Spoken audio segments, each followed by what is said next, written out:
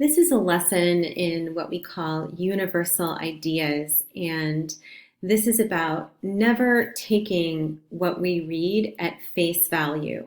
So if we look at a dollar bill, we know it's a dollar bill, we see it, we all recognize it, and we know its worth. But if we look at text on a page, I might have one meaning from it, I might take one meaning from it, whereas someone next to me can take a different interpretation. That's one of the reasons that English class or ELA can be so much more frustrating for some students than taking a math class. Hence why taking math was frustrating for me as a student who really loved English, because there's no one right answer, right? So the meaning that I take from something can be completely different from someone else. The very first lesson or takeaway when thinking about what a universal idea is understanding that there is always a deeper meaning. So we have to enter this conversation about reading with the fundamental belief that everything on the page has a deeper meaning than what we see or read or hear from the page. And so as long as we all are starting with that way of thinking about text, then we are good to go to understand even further what a universal idea is. So think about the surface level, whether it's a dollar bill. We all know what a dollar bill is. We understand that it is worth 100 pennies. We understand that we can each buy different things with it, and we each may place a personal value differently on a dollar bill. But we all understand that a dollar bill can get us something and not something else at a store. Okay, so we know that it has value. We understand that its fundamental, obvious value is 100 pennies. And then from there, I might say, well, this dollar bill is worth more or less depending on what I want to buy or depending on my own perception of money and what country I'm from and where I'm buying it, so on and so forth. So there is always a deeper meaning to everything we read, and everything we read, all text, is never just like the surface of the dollar bill. There's always something deeper. There's always a deeper meaning. And we have to understand that when we go forward. So let's continue on with this phrase. It's raining cats and dogs.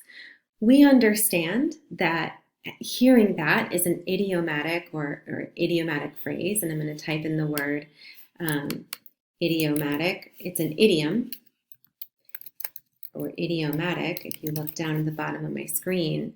And what that means is that we don't mean literally for real that it's raining cats and dogs, okay?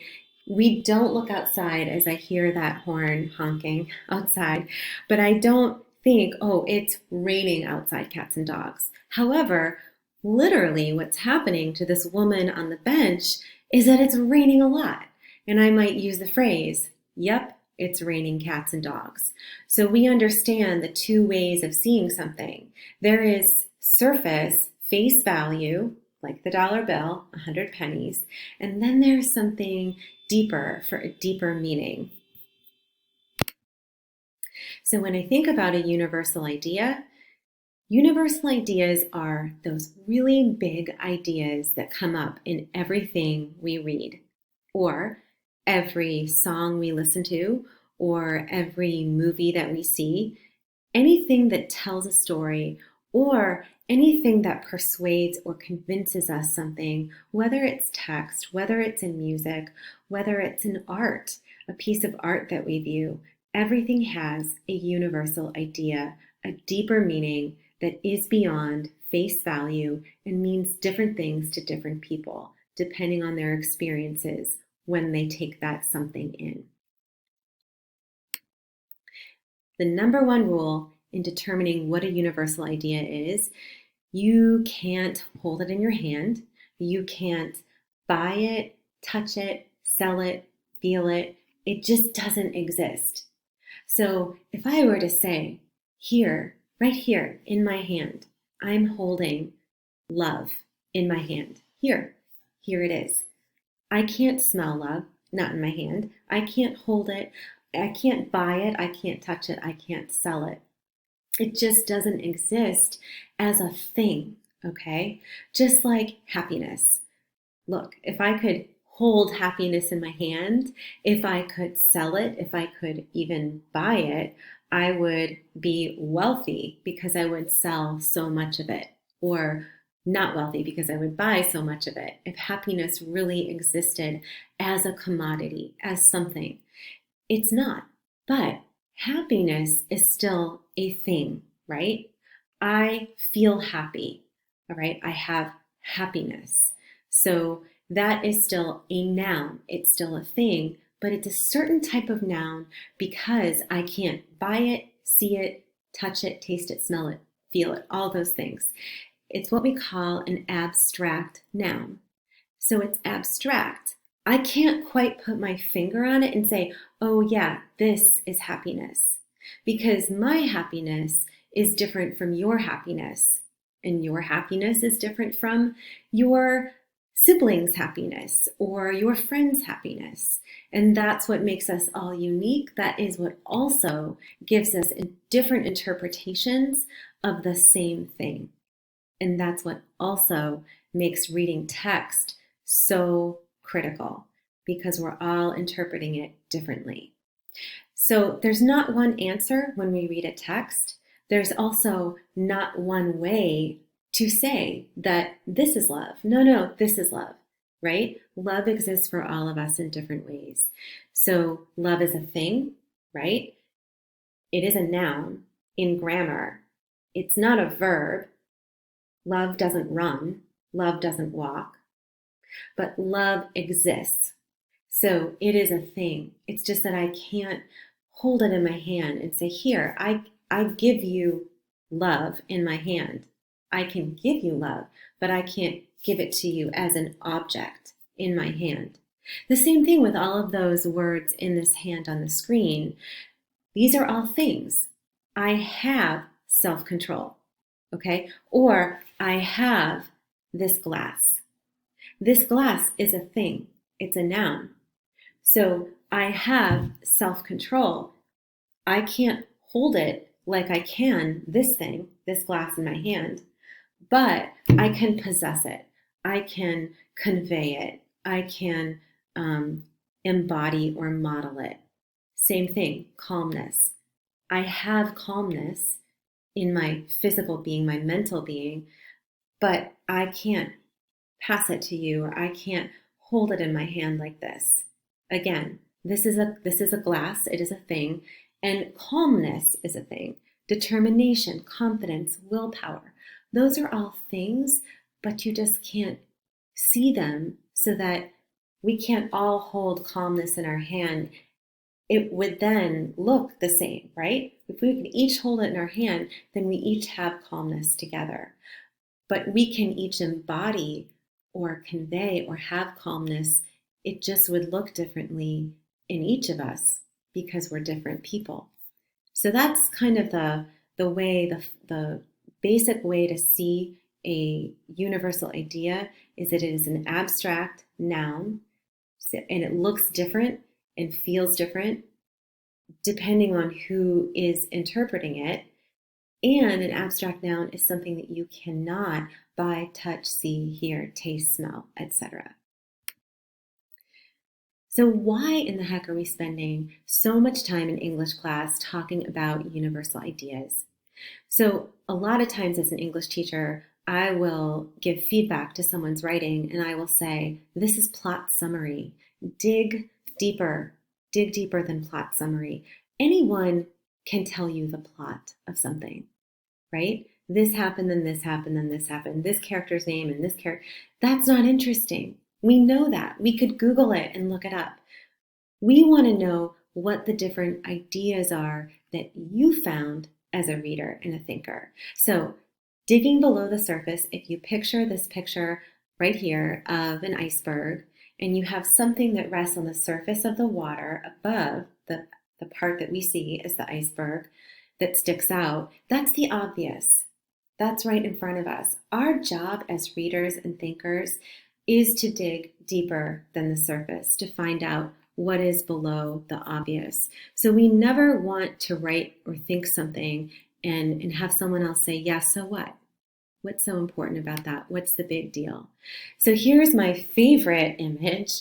This is how I feel about plot summary as an English teacher and as a human being who listens to what people have to say about what they read. Plot summary is just the surface.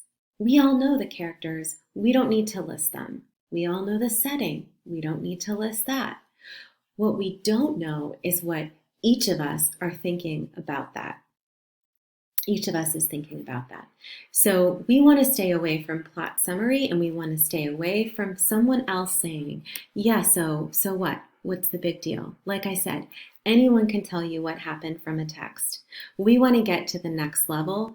We want to dig beneath this level of the iceberg, and we want to get to, what does it mean? Why did that something happen? What is the result? Or even, what language was used? Why was that language used? What was the result of that language? So if I compare these two pieces, these are both written about the play Fences by August Wilson. On the left, the play Fences is about a family of 5 people living in Pittsburgh. Troy is the head of the family, and he is married to a woman named Rose. Like my eyes right here. It is plot summary. Basic.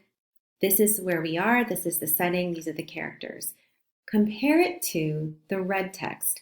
The play Fences is about a family broken apart by sadness and loss at the hands of Troy, the father who takes that position in his family without ownership of what that means.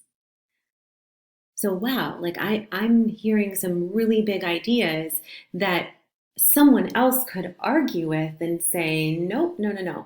This play is about hope, and it is about love and a family coming together. So you might think, wait, did you guys read the same play, the same text? We did, but we're each coming back with a different interpretation. That makes argument possible, and it also makes big ideas relevant and out there. And those are universal ideas. So we have sadness, loss, ownership. Those are all 3 things, but there are 3 things that we can't by touch, say, see, taste, or feel. And there are 3 things that are different to different people based on our different experiences. So let's think about universal idea as it is in a text. I like the image of a tree. There is the tree trunk, which is the text. And then you have the analysis, which would be the branches above the text. And then you have the universal ideas, which are the roots that root the text and allow to grow the leaves or the analysis. So that makes me infer that the universal ideas are the strong foundation.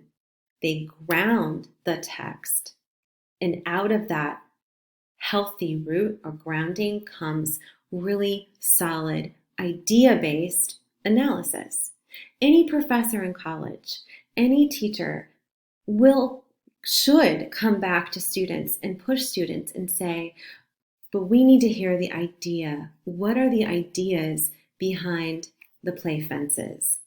And what are your, more importantly, not the ideas, what are your ideas behind the play Fences?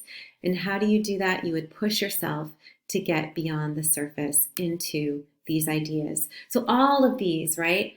These are like 4 universal ideas, and the possibilities are endless, and we'll explore this in class.